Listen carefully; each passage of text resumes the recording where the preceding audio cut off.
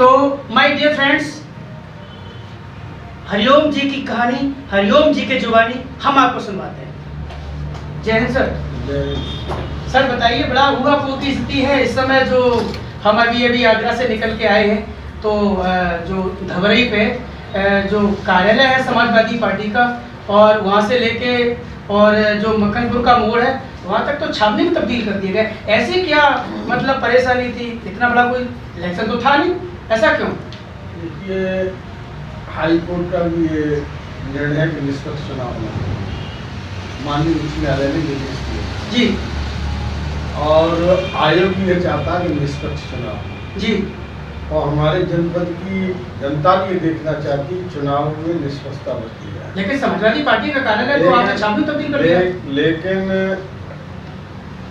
प्रशासन इसी चक्कर में कि कोई दाग धब्बा न हमको लगे, चुनाव निष्पक्ष और निष्पक्ष तरीके से होना चाहिए। तो ये प्रशासन की व्यवस्था है, शांतिपूर्ण तरीके से कैसे कराएं, इसमें हम लोग क्या कर सकते हैं।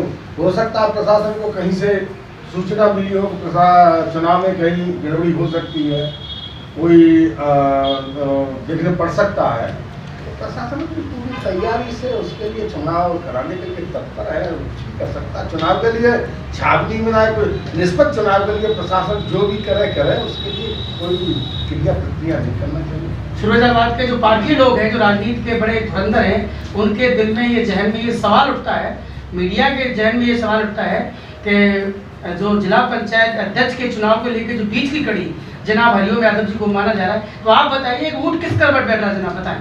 देखिए, ये जनपद फिरोजाबाद समाजवादी पार्टी का गढ़ माना जाता है जी, लेकिन यहाँ जनपद फिरोजाबाद में समाजवादी पार्टी को प्रोफेसर रामगोपाल यादव, उनके पुत्र, उनके बुजुर्गों ने खत्म कर दिया। यहाँ समाजवादी पार्टी इस जनपद फिरोजाबाद में रही नहीं, केवल दलाल रह गए और प्रोफेसर और उनके लड़के रह गए।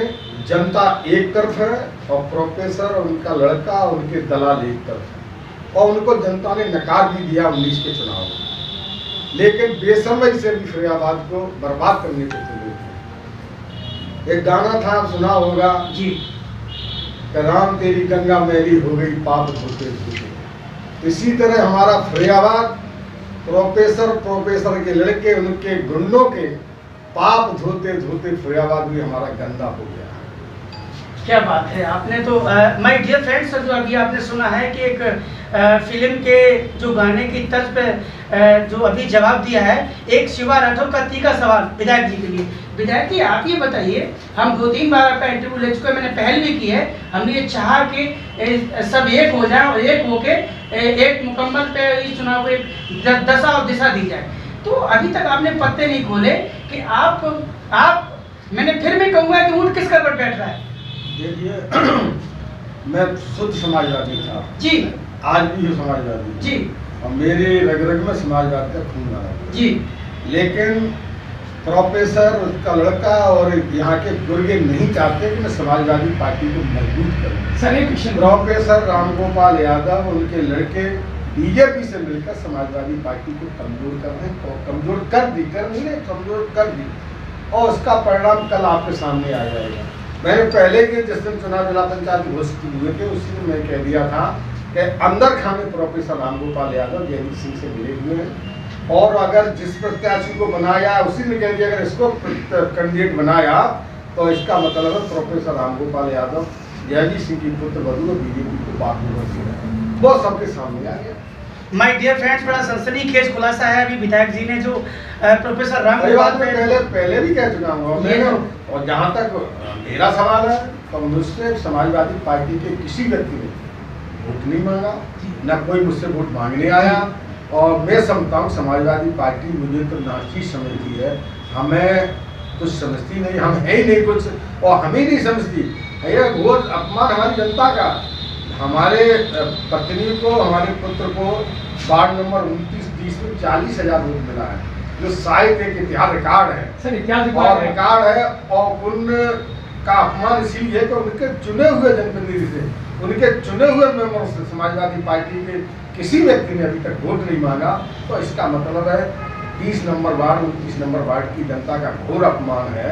और मैं यही अपनी जनता से प्रार्थना करूंगा, अगर भविष्य में लोग वोट मांगने आए तो उनको नकार दें और भगा दें कि तुमको हमारे वोट कर लेने का कोई राइट नहीं है। जिससे हमने अपने वोट दिए थे, उससे तुमने अब वोट नहीं मांगा है, तो अब हम तुम्हें कभी वोट नहीं देंगे, न तुम्हारे किसी प्रत्याशी को वोट। आपने अभी तक ये पत्ते नहीं खोले कि आप किस सर, मैं ये पूछना चाह रहा हूँ, आपने कहा हमारे समाजवाद हमारे घर में भरा हुआ है, लेकिन 15 फरवरी को आपको अपनी पार्टी से निष्कासित कर दिया गया था। क्या परिणाम था इसका? देखिए, इसीलिए किया गया था कि इनका ये था कि समाजवादी पार्टी में हरिओम यादव रहेंगे या उनके बेटे रहेंगे, समाजवादी पार्टी बहुत मजबूत रहेगी जी। वो समाजवादी पार्टी को मैंने पहले कह दिया, प्रोफेसर रामगोपाल उनका लड़का उनके बेटे खत्म करना चाहते हैं, वो खत्म कर दी। उसका परिणाम कर आरोप था सर आप पे? हम पर सारे आरोप झूठे। जनता नहीं जानती कि जो जिसके कर्कड़ में समाजवादी पार्टी को, जिनने हमने स्थापना से लेकर जेलें काटी, लट खाए, हमारी जनता ने लाठियां खाई, आंदोलन किए, हम लोगों को मुकदमा हुए, और लड़के समाजवादी पार्टी को मजबूत करती थी कि 5 विधानसभा में समाजवादी पार्टी का प्रथम न्यारा रहा। नहीं सर, जनता को तो पता है आपकी जनता। और जब से प्रोफेसर रामगोपाल जिले में उनका लगाया तो समाजवादी पार्टी की स्थिति देखो, तो हम अकेले MLA 4 सीटें चली, बहुत मजबूत, जसमाना जैसी, शेखावत जैसी जो इतनी मजबूत सीटें थी, ये प्रोफेसर उनके लड़के की गलत नीतियों के कारण दोनों सीटें हारी, बल्कि चारों ही हारी। तो सर, जो कल का चुनाव होने जा रहा है जिलाध्यक्ष का, किसके तरफ जा रहा है? इस सब बीजेपी जीतेगी जी।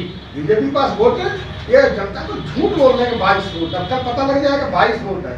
22 वोट है तो प्रोफेसर के कब्जे में 22 वोट। जी बिल्कुल, मेरे कब्जे में चाहे नहीं है, भाजपा के कब्जे में। जी वही तो कह रहे मेरे कब्जे में, बाल्मीकि खुद ही का कह रहा हूँ मैं। वो बार बार कहते हैं कि 22 वोट मेरे कब्जे में, उनके बुर्गे कहते हैं। और जब कल वोट 8 पड़ेंगे तो 22 में 8 गए, 14 बचे, तो 14 वोट प्रोफेसर ने किसको बेच दिए? तो मैं आप सभी को बताना चाह रहा हूँ, विधायक जी बता रहे हैं ये 14 वोट प्रोफेसर से, उनके गुरुओं से पूछिए आप वोट कहाँ बेच दिए? जब तुम्हारे कब्जे में है, तुम्हारे पास है, 14-22 है तुम्हारे पास, 22 में 8 ही वोट पड़ेंगे या 10 पड़ेंगे? अगर 10 पड़ेंगे तो 12 बेच दिए, और 8 पड़ेंगे तो 14 बेच दिए। तो जो रामगोपाल जी अपने हैं वो जनता को गुमराह कर रहे हैं। गुमराह कर जनता को, इधर की जनता को बहुत परेशान अपमान किया है रामगोपाल ने। फुरियाबाद का बर्बाद कर दिया, फुरियाबाद को बदनाम कर दिया। और ये प्रोफेसर उनका लड़का, ये पॉलिटिकल लोग नहीं है, ये राजनीतिक लोग होते। प्रोफेसर के लड़के का तो वो हाल कालिदास का, जिस पेड़ पर बैठा था उसी डाली को काट रहा था, वही उनके लड़के का पुत्र का जो सांसद का अच्छा है कि अपने ही स्तंभ को काटा है उसने। तो ये नेता हो सकते हैं केवल अपने स्वार्थ के लिए? प्रोफेसर जाना इन लोगों को काट दो, मेरा लड़का नेता हो जाएगा। अरे तो दूसरे को गड्ढा खोदो, तुम्हारे गड्ढा तैयार हो गया। तुम्हारे जैसे रामपाल के लड़के जैसे हमारे क्षेत्र में घर घर लड़के, उससे योग्य, उससे जानदार, उससे शानदार, उससे जनाधार वाले हर गांव में। एक प्रधान नहीं हो सकता मेरी किसी विधानसभा गांव में लड़ लिया अच्छा चुनाव, पूरे जिले में चुनौती है, किसी ग्राम सभा में प्रधान हो जाए, उस गांव का लड़का प्रधान होगा जो उस गांव का रहने वाला होगा। बिल्कुल सत्य है। माय डियर फ्रेंड्स, आज के एपिसोड में इतना सफिशिएंट है। और आज जो माननीय विधायक जी ने प्रोफेसर साहब पे संगीन आरोप लगाए, मैं समझता हूँ कि इस एपिसोड में देख के आप खुद भी सन्न रह जाएंगे कि कल का चुनाव किस तरफ जा रहा है। ये विधायक जी ने इशारा भी दे दिया और स्पष्ट शब्दों में बता दिया। तो जय हिंद नेचर प्यारी, all of you my dear friends. Shiva Rathore के तीखे सवाल के साथ देखना न भूलें। जय हिंद नेचर प्यारी। डीडी न्यूज आपको बताने जा रहा है ब्यूरो चीफ सत्येंद्र सिंह फिरोजाबाद से कि जो विधायक जी से डिबेट हुई थी, इसमें रामगोपाल यादव जी हैं, वो जनता को गुमराह कर रहे हैं। उन्होंने अपने 22 वोट अपने बताए हैं, लेकिन ये सीधे विधायक जी ने हमें बताया भाजपा की तरफ, कल का चुनाव भाजपा की तरफ जाते हुए। आज ही आपने धुल डाला है।